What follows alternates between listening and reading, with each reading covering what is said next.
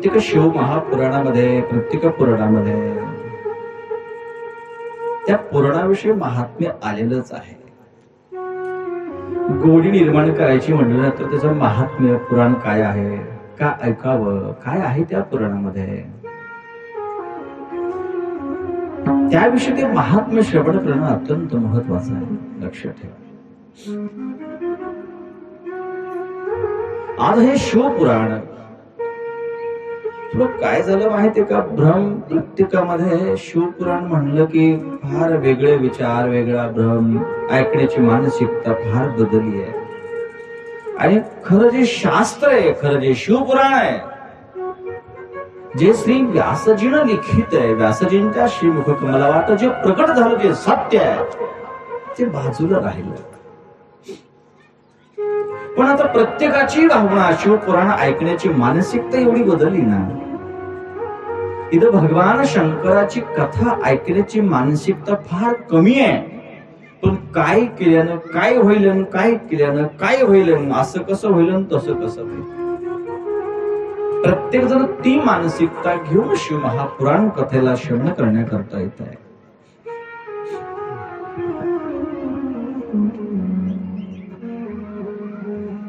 इथं शिवपुराण ऐकण्याकरता, श्रवण करण्याकरता आपल्याला आपल्याकरता नाही यायचंय. जी काही साधना करायची आहे ती सगळं त्या ठिकाणी भगवंता करता करायची आहे. म्हणून आज ही जाणीव करून देतो माई बाप. डोळे तुम्ही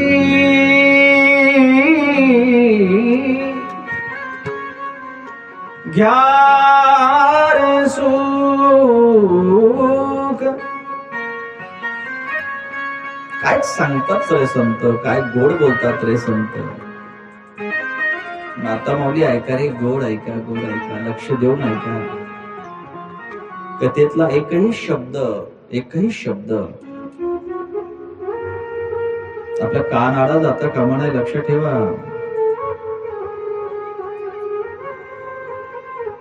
एक करमणूक म्हणून, एक विरंगुळा म्हणून कथा ऐकू नका. संसारातला अति अनमोल त्या ठिकाणी वेळ काढून तुम्ही इथं आलात. एक एक शब्द त्या ठिकाणी ग्रहण करा रे मायबाप, एक एक शब्द ग्रहण करा. मी आज पहिला दिवस आहे कथेचा, मी आज शब्द दिले मायबाप. तुमच्या आयुष्यातले, तुमच्या जीवनातले जेवढे काही प्रश्न आहेत ना, जे सुख असेल, दुःख असेल, 7 दिवसापर्यंत तुम्ही जर आवडीनं, तळमळीनं जर माझ्या बलिनाथांची कथा श्रवण केली ना, तेव्हा देवाला विश्वास महत्वाचा आहे. विश्वास महत्वाचा आहे. तो ग्रहण करतोय फक्त विश्वास, पाहतो विश्वास. बोलेल माईबाप तुम्हाला. मी आज जे कर्तव्य तुम्हाला तुमच्या समोर प्रगट करतोय, जे चरित्र तुमच्या समोर, जो कथा भाग तुमच्या समोर मांडतोय, कधीतरी संतांना आपल्या समोर प्रतिपादन केलेल्या ज्या कथा आहेत, जे अभंग आहेत, त्याचा अर्थ, त्याचा भाव, हे अभंग नुसतं वाचण्याकरता लिहून ठेवलेले नाहीत. हे अभंग वागण्याकरता लिहून ठेवलेत नाहीत. वागण्याकरता. नुसतं वाचून त्या अभंगाचा अर्थ कळणार नाहीये, नाही कळणार. नुसतं कथा ऐकून माणसाचा उद्धार होणार नाहीये. नुसतं कीर्तन ऐकून उद्धार होणार नाहीये. अशा कित्येक वर्ष त्या ठिकाणी तुम्ही जर कथा श्रवण केल्या तरी काही फरक पडणार नाही.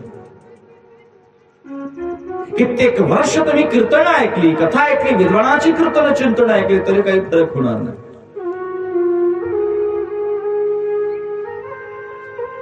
हजार वर्ष त्या ठिकाणी शिवपुराण श्रवण केलं तरी कल्याण होणार नाही. कल्याण कधी होईल सांगू का? मला सांगा. आता मी तुम्हाला एक उदाहरण सांगतो, लक्षात येईल तुम्हाला.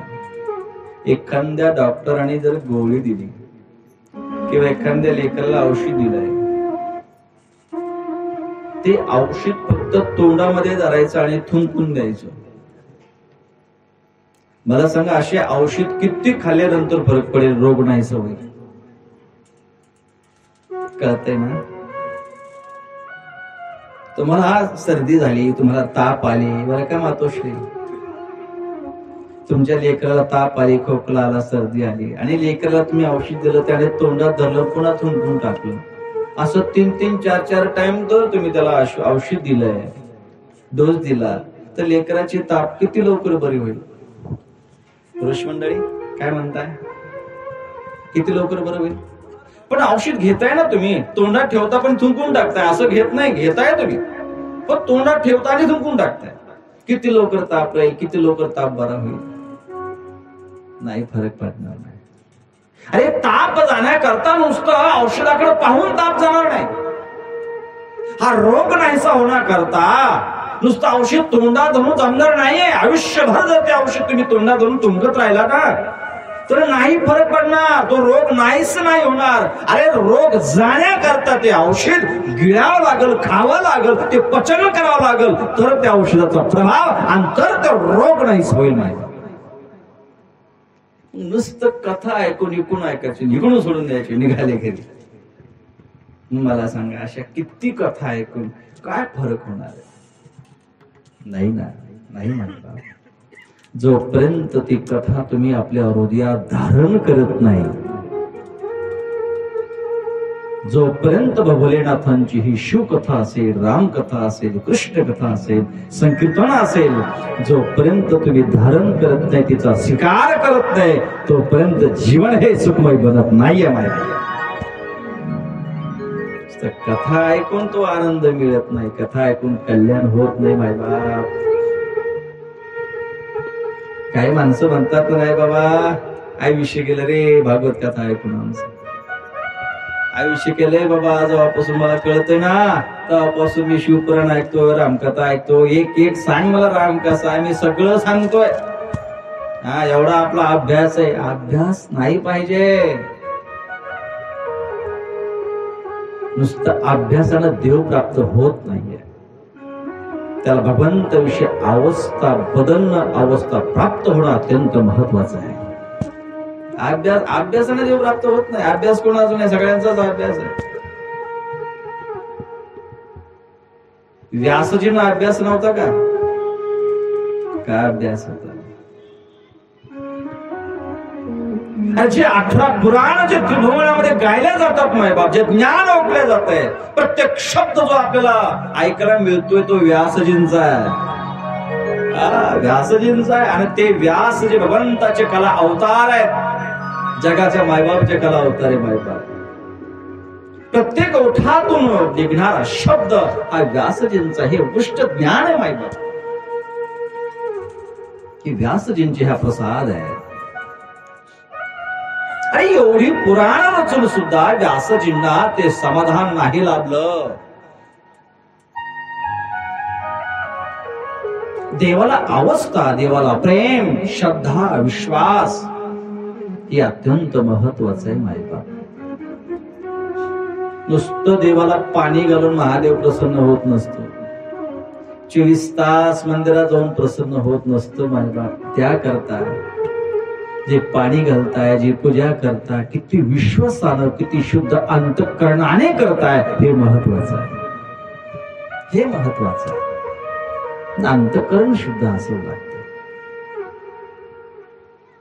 अरे शुद्ध अंतःकरणानं केलेलं प्रत्येक कर्तव्य असेल, ती भगवंताची सेवाच आहे. शुद्ध अंतःकरणानं केलेलं प्रत्येक कर्म असेल, ती भगवंताची सेवा आहे. मग काही असेल मायबाप, पण शुद्ध अंतःकरणानं, पवित्र अंतःकरणानं केलं पाहिजे. कथेमध्ये बसला पण ध्यान इकडे तिकडे, बस तिच्यावर विश्वास नाही. विश्वास महत्वाचा आहे. मी हे का सांगतोय आज? कारण आपली गेलेली 6 दिवस आपला एकही मिनिट व्हायला जाऊ नये, याकरता मी हे सांगतोय. कथाच नाहीये, पण येणारे आज 7 दिवसामध्ये मोठमोठाली महात्मे इथं तुम्ही बोलवलेत, कीर्तनकार, गाणारी माणसं, गुणवान मंडळी. प्रत्येकांच्या ओठातला निघणारा एकही शब्द व्यर्थ जाता कामा नये. या धर्म मंडपामध्ये प्रत्येकाच्या ओठातून निघणारा शब्द माणसाचं कल्याण करून जाणार, माणसाला सुख देऊन जाणार आहे, समाधान देऊन जाणार आहे. निश्चित हे मी सत्य बोलतो मायबाप. आणि माझ्या प्रत्येक बोलण्याला मी तुम्हाला पुरावा देईन.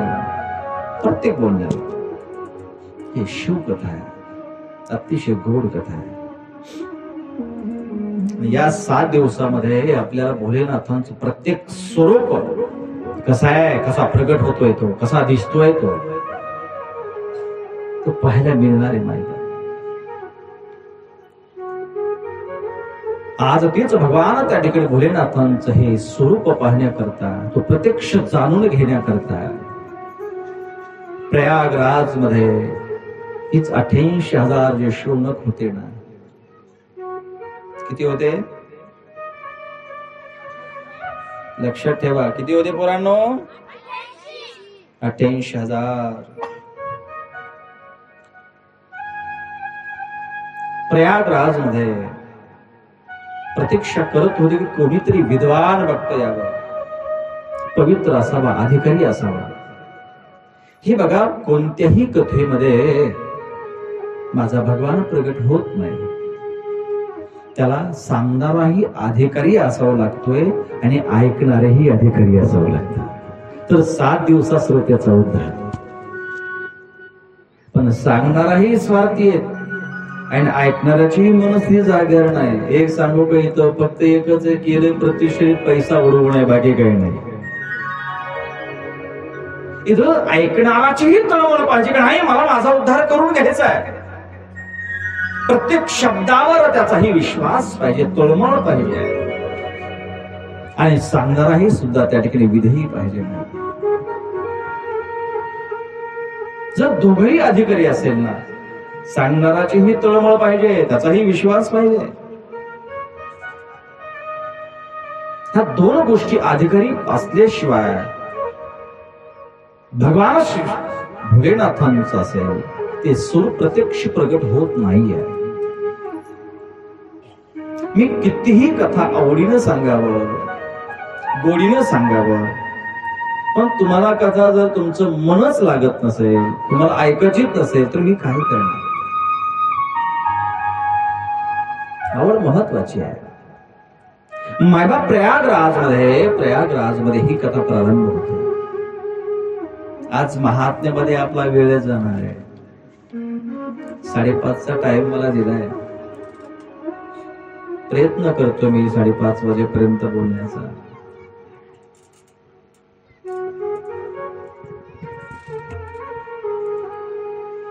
ज्या प्रयागराजमध्ये अतिशय मनमोहक वातावरण आहे, पवित्र ठिकाण आहे. कथा करण्याकरता जागा सुद्धा पवित्र असावी लागते, बरं का? जागा पवित्र असावी लागते. जागा जर पवित्र नसेल ना, तर अनेक विघ्न येत असतात. माणसाचं मन लागत नाही, कथाकारांचं मन लागत नाही, कलाकारांचं मन लागत नाही. सगळ्या अडचणी येत राहतात. कथेमध्ये ती शक्ती निर्माण होत नाही, ती रंगत निर्माण होत नाही. म्हणून तर त्याकरता पवित्र ठिकाण हे महत्वाचे. म्हणून तर हे 88,000 शौनक ऋषी भगवंताकडे गेले होते, देवा आम्हाला सत्संग करायचा आहे. आणि त्या सत्संग करता अशी पवित्र भूमी असावी की त्या ठिकाणी आम्हाला कसलाही प्रकारचा विक्षेप होता कामा नाही. विक्षेप होता कामा नाही, कशाही प्रकारचा अडथळा येता कामा नाही. एकदा भगवंताचं चरित्र, गोड हे चरित्र जर आम्ही श्रवण करत असेल देवा, तर त्यामध्ये अडथळा नकोय आम्हाला, नकोय अडथळा. आणि आम्हाला जी भूक लागली, जी तहान लागली, ती फक्त आम्हाला भगवंताच्या गोड चरित्राची तहान आहे. माणसाला कशाची तहान लागावी, कशाची भूक लागावी. गोड गोड कथा आहे, फार सुंदर सुंदर. या महामार्गावर ही कथा आपल्याला नेणार आहे. आणि 7 दिवस आपल्या भगवान भोलेनाथांची ही संगत आहे, गोड संगत आहे. माहिती नेहमी शारणामध्ये 88,000 ऋषींचं हे सत्र चालत असताना प्रतीक्षा करत होते कोणीतरी विद्वान असावा, अधिकारी असावा, ज्यांची वाणी पवित्र असावी, अधिकारी असावी. आणि तो त्या ठिकाणी भक्त आम्हाला लाभावा. आणि त्याच्या श्रीमुख कमल बाट ही आम्ही माझ्या भोलेनाथांचं ही सुंदर शास्त्र ही कथा आम्ही श्रवण करावी. हे कोणाच्या मनात आलं पुरावं? नैमिषारण्यामध्ये कोण होतं? 88,000 ऋषी. कोणते? शौनक ऋषी. कोणते ऋषी होते? आता लक्षात ठेवा.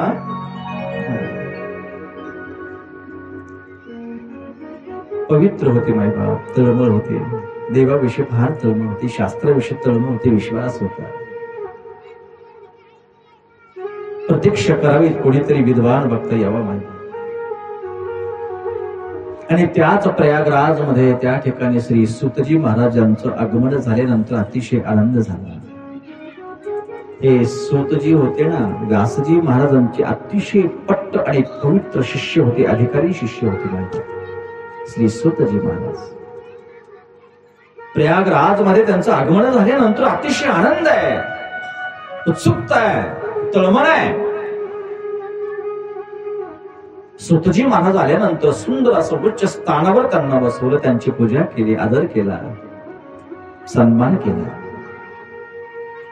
कारण जो व्यासपीठावर बसून भगवान भोलेनाथांचं असेल, कृष्णाचं असेल, प्रभू रामचंद्राचं कोणतंही शास्त्र हे ज्ञान जर आपल्याला संपन्न करत असेल, सांगत असेल मायबाप, तो आपल्या करता फार अधिकारी असतो. हे शिवपुराण सांगते, फार अधिकारी असतो. येणाऱ्या भक्ताकडे कोणत्या दृष्टीनं, कोणत्या भावनेनं पाग बघावं, ही शास्त्र, हे शिवपुराण आपल्याला सांगते. येणारा भक्त हे आपलं कल्याण करणारा असतो. येणाऱ्या भक्ताच्या पवित्र मुखकमला वाट त्या ठिकाणी भगवान भोलेनाथांचं हे चरित्र निघत असताना हे सर्वांचं कल्याण करणार हे चरित्र आहे. आणि आज त्या ठिकाणी श्री सूतजी महाराज नैमिष्य अरण्यामध्ये आल्यानंतर या शौनक ऋषीने त्यांचं स्वागत केलं, आदरातिथ्य केलं. आवडीने त्या ठिकाणी 88,000 वर्षी ही कथा श्रवण करण्याला बसले. काय तळमळ आहे कथा ऐकण्याची. अरे अनेक वर्ष त्यांना त्या ठिकाणी ही कथा ऐकण्यामध्ये, सत्संग करण्यामध्ये आयुष्य निघून गेले, पण तरीही काय तळमळ आहे, काय तळमळ आहे, काय तळमळ आहे.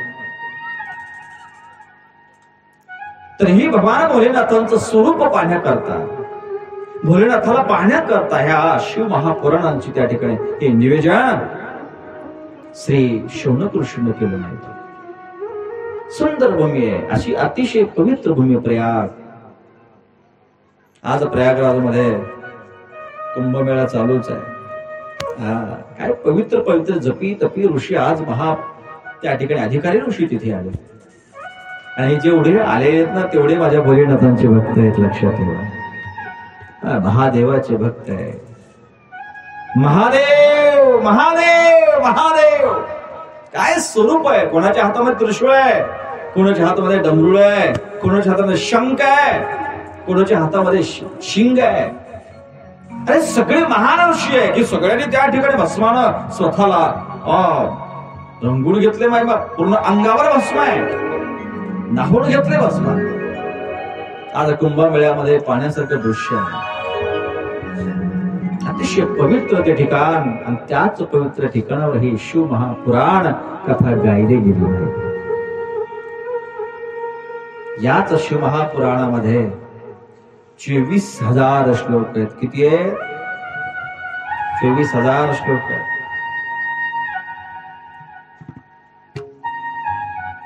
7 संहिता आहेत. आणि शिवपुराणामध्ये संवाद, प्रारंभिक जो संवाद आहे तो सूत आणि शौनकांचा आहे. आणि त्यानंतर नंदिकेश्वर भगवंताचा आहे, संकटिकांचा, असे अनेक संवाद आहेत.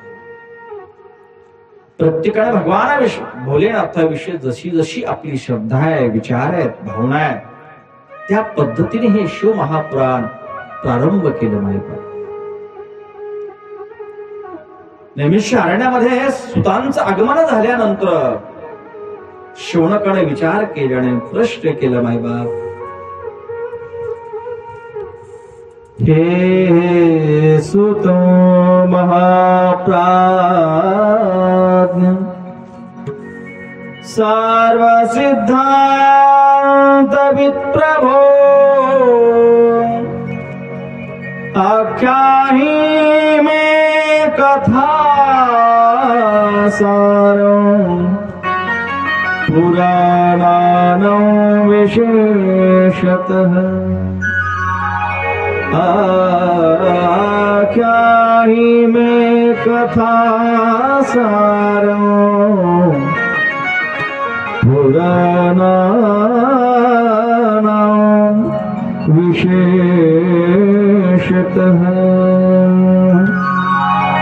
यदास्ति वस्तु परमं श्रेयसा श्रेयवतं पावनं पावनानो साधनो तद्वदाधुना साधनो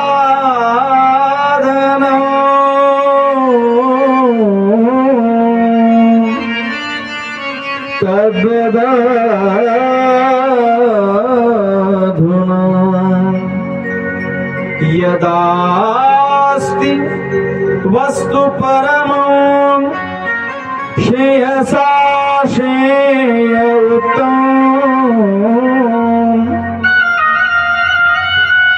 पावनो पावनांच साधनो तद्वदाधुना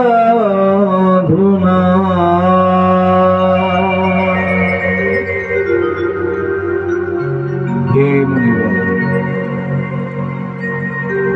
श्लोक घेऊनच आपण पुढे चालणार आहोत. कधी मध्ये श्लोक गायला गेले पाहिजे. मायबाप, मी तुम्हाला जे मूळ शिव महापुराण आहे तेच तुम्हाला ऐकवणार आहे. तुमची बुद्धी भ्रमिष्ट होईल हे मी तुम्हाला कथा सांगणार नाहीच आहे. पण खरं शिवपुराण आपल्याला काय सांगतंय, काय मार्गदर्शन करत आहे ते सांगण्याचा प्रयत्न करणार आहे. याला म्हणतात हे शिवपुराण.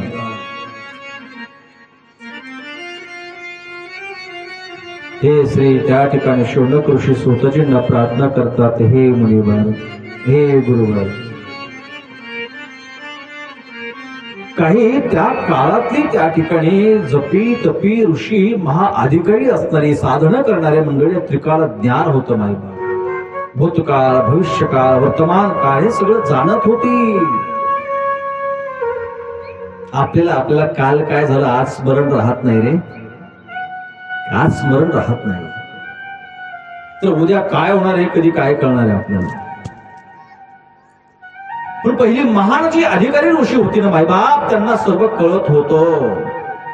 गेलेला काळ सुद्धा पूर्ण स्मरणात राहायचं त्यांचं की काय झालंय, कुठून आपण आलोय.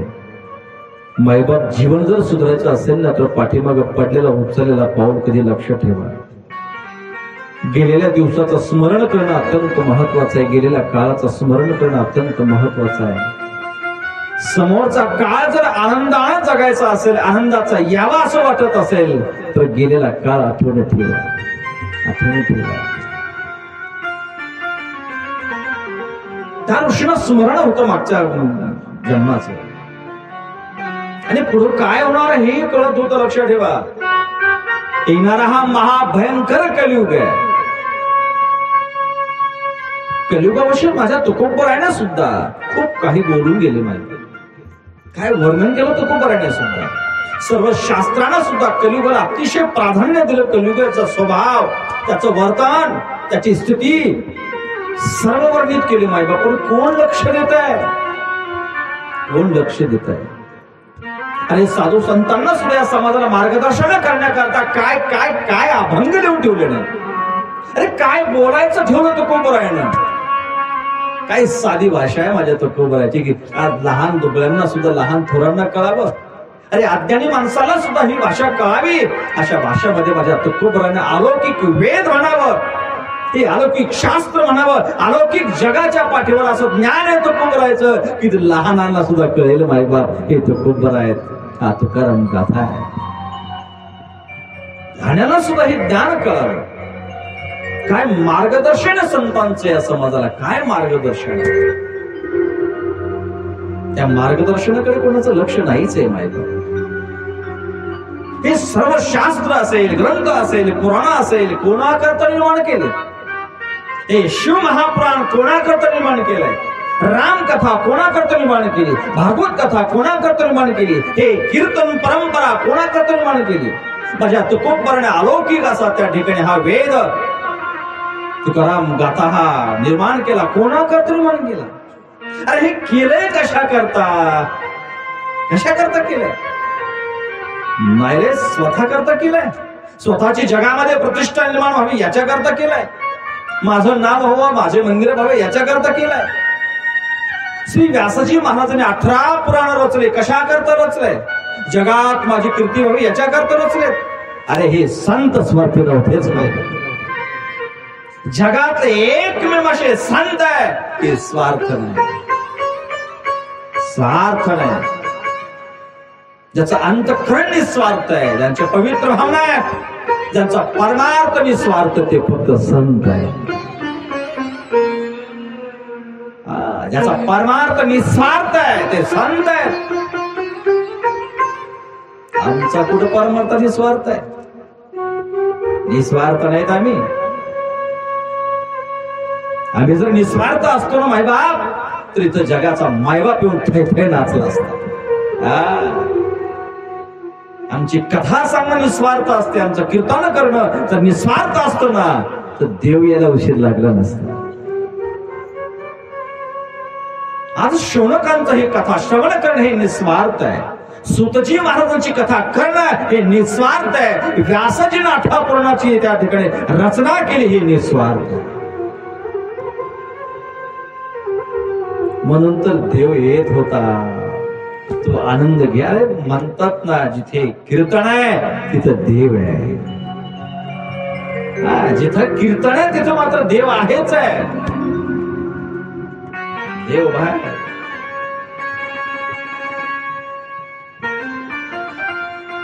तर कोबरा भजन करायचे, तर कोबरा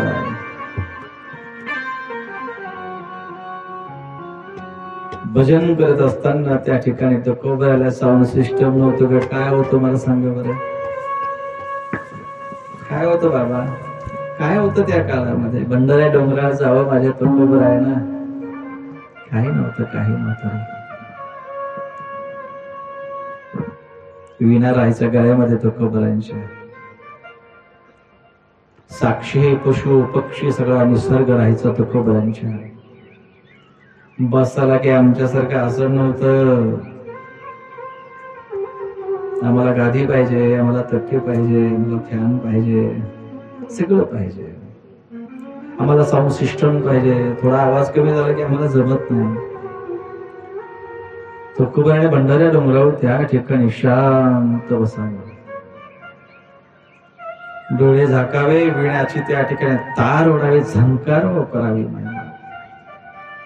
आणि काही नाही, डोळे झाकल्यानंतर त्या डोळ्यासमोर फक्त माझ्या पंढरीनाथाला आणावं. आणि तुकोबराचे हात अगदी उचलला जाईल. तुकोबराने दगड घ्यावं रे, टाळ नव्हता रे तुकोबरायला, आणि दगडाने त्या ठिकाणी टाळ म्हणून ते दगड वाजवले.